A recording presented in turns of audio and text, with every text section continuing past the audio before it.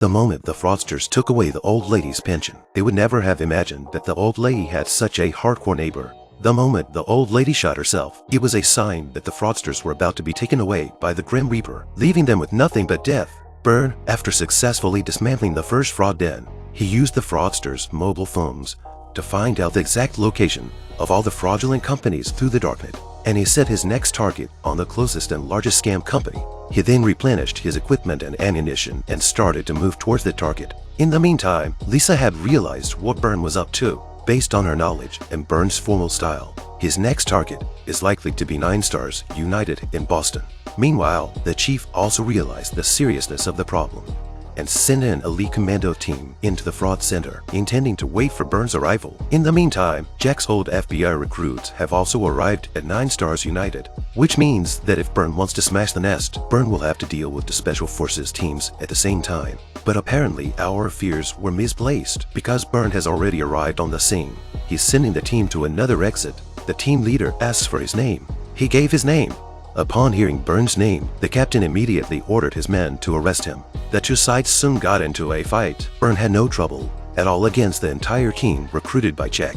His sharp moves were constantly moving among the Special Forces. At the same time, he was able to beat the Special Forces without the slightest difficulty. The whole team was wiped out before the battle even started. He then grabbed one of them and easily broke through the defense line and entered the building. At this moment, the man was giving a generous speech on the stage, unaware that the Grim Reaper had quietly blended into the crowd and was applauding his passionate performance. At the same time, one of the fraudsters noticed that the man on the bulletin was standing beside him. He was about to run away when Byrne threw him out. Byrne then strides to the center of the stage. The next moment, the Special Forces team rushed in, and they were all over Byrne. Byrne dodged the bullets with the help of his agile movement. Then the team chased after Byrne in the direction he escaped. At that moment, Byrne had already opened the ceiling and escaped. The Special Forces team just saw their injured teammate. The next moment, they were attacked and hung up. Byrne knocked down another Special Forces soldier.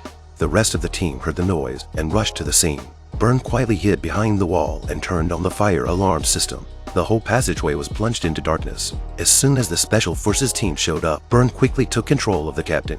The captain's machine gun fire accidentally wounded all of his teammates. The captain was powerless to resist.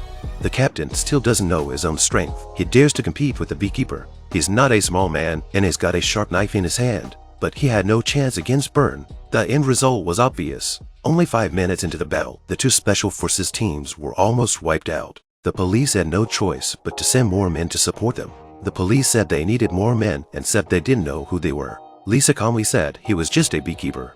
Byrne takes this time to set up his traps. Soon the team arrived and saw Byrne climbing up the lift. Without a second thought, they rushed into the lift and fired their guns at the top of the lift. Soon they ran out of bullets. While they were changing ammo, Byrne attached a bomb to the lift's steel cable.